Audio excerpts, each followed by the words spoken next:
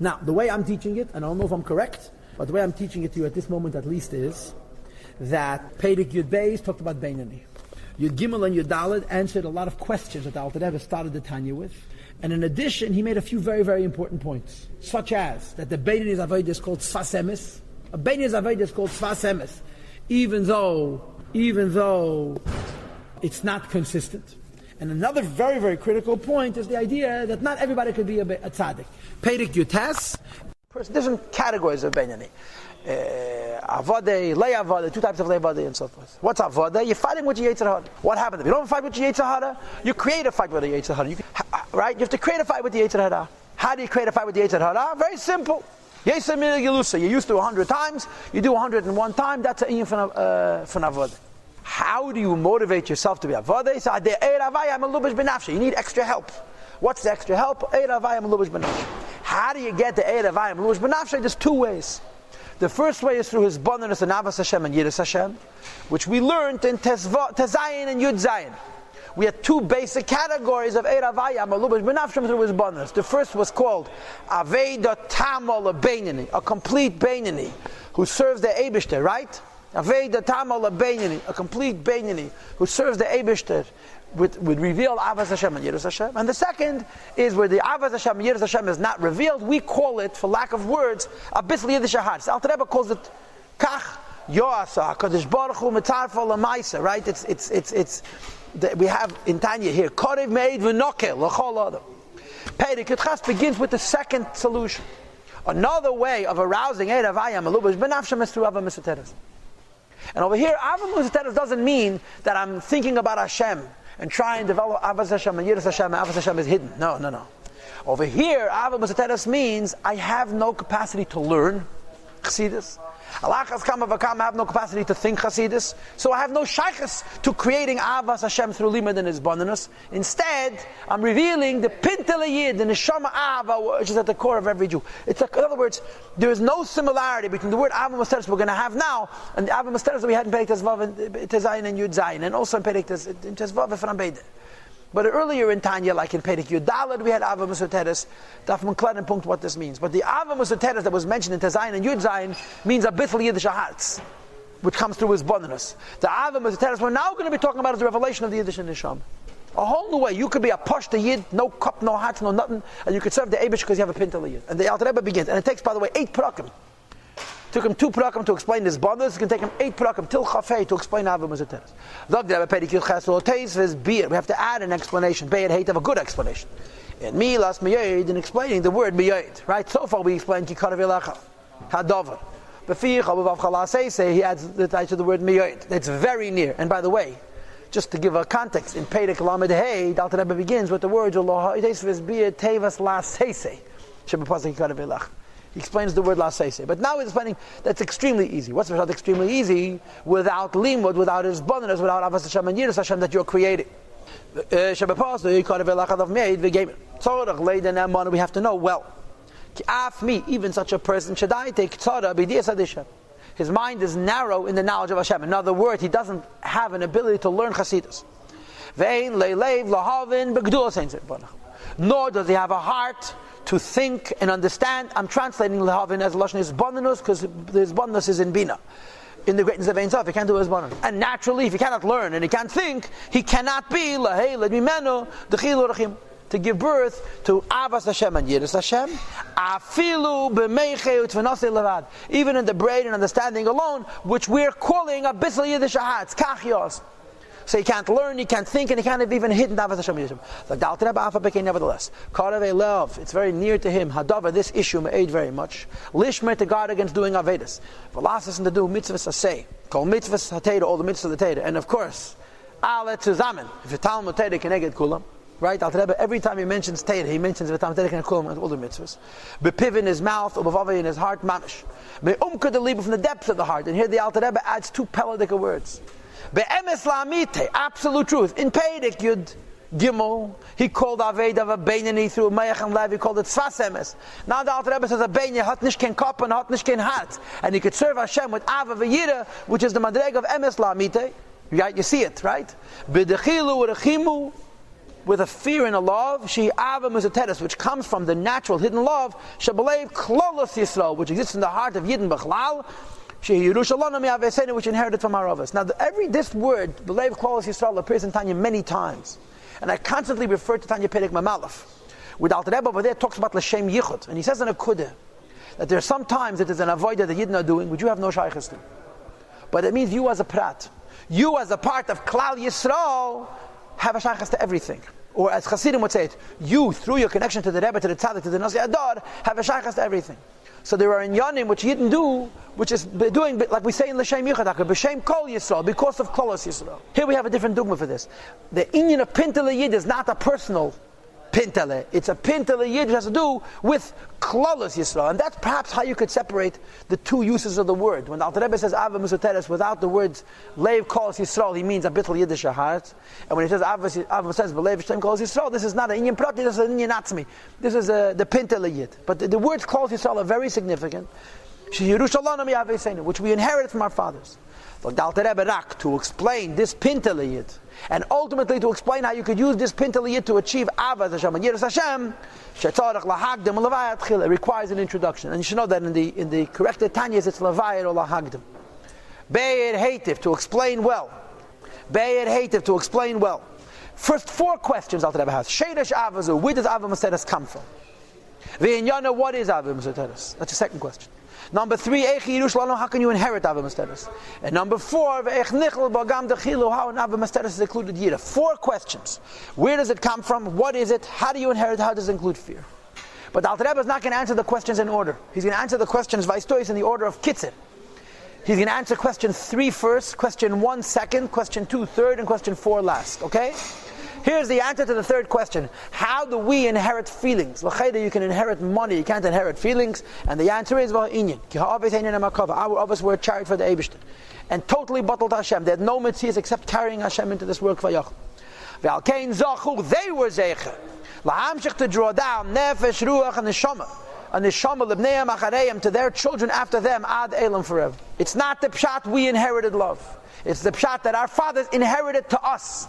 In other words, like the famous story in the Gemara about a fellow who goes in the desert and he's about to expire from the heat, and he comes across an oasis and it gives him water and shade and food. So he says to the tree, what can I bless you with? That your waters should be sweet, your waters are pleasant. That your fruit should be tasty, your fruits are tasty. Your shade should be wonderful. So already, the only bracha I can give you is that your children should be like you, that your offspring should be like you. The Eibishter gave him a ton to the harvest, that because of his love for them, we're Yidden. And that's the shot. They were zeicher to bring down that. So this is the first answer to the first question, is that we weren't inheriting. The Eibishter gave him a ton to our office, that if a Jew is born a Jew, he and his children are Jewish forever. What did we get from them? We got me'eses sfiras of kedusha, something from the point of the 10 sfiras of kedusha, of one of the 4 worlds of Atzilus, Bria, Yetzir, and Asiyah. We don't all get the same piece. We get different shtikelach from the Esses Sfiras of Kedusha, from one of the 4 elements of Atzilus, Bria, Yetzirah, Asiyah. And the difference is, of course, is l'chol echad ve'echad. Each one is different based on 2 principles. Number 1, k'fi madregosa, the madrega, the Eibishter chose for you when you were born. And number 2, k'fi ma'asav, the way you behave. And these 2 words, k'fi ma'asav, are tzarachi and gadol. But the mashmos is that you could change your Pintele Yid. You can change the piece of Kedusha that you get from the Eibishter.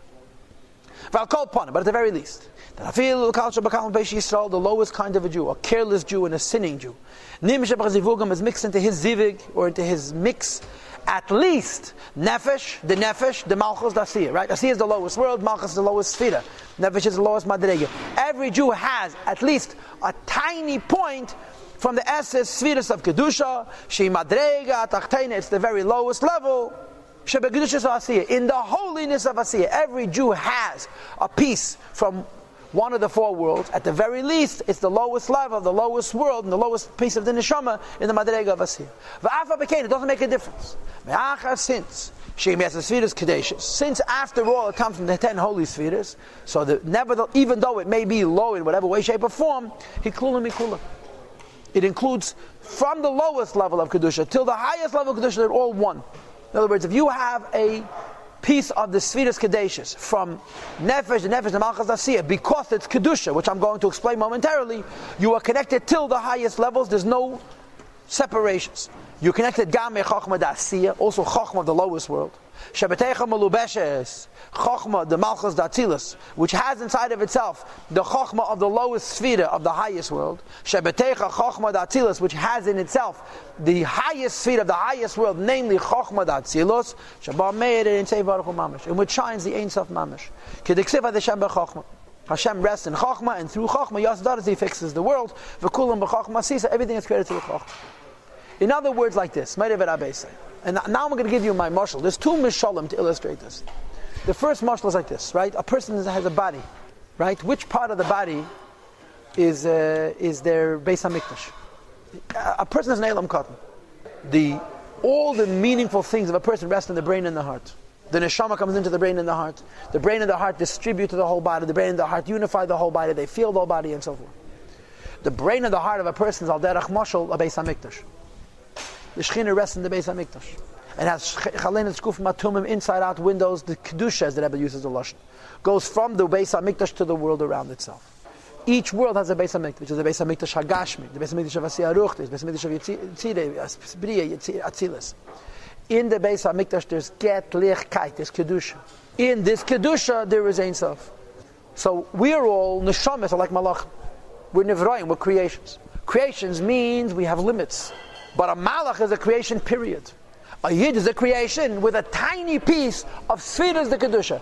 This Esses Sfiras in each world, this is the Beis HaMikdash. The Kedesh HaKadoshim is Kachab, the Heichel is Chagas, and the Azorah is Nehi, and the Mizbeach is Malchus. So the Esses Sfiras of each world is the Beis HaMikdash. Every Jew has a connection to Kedusha.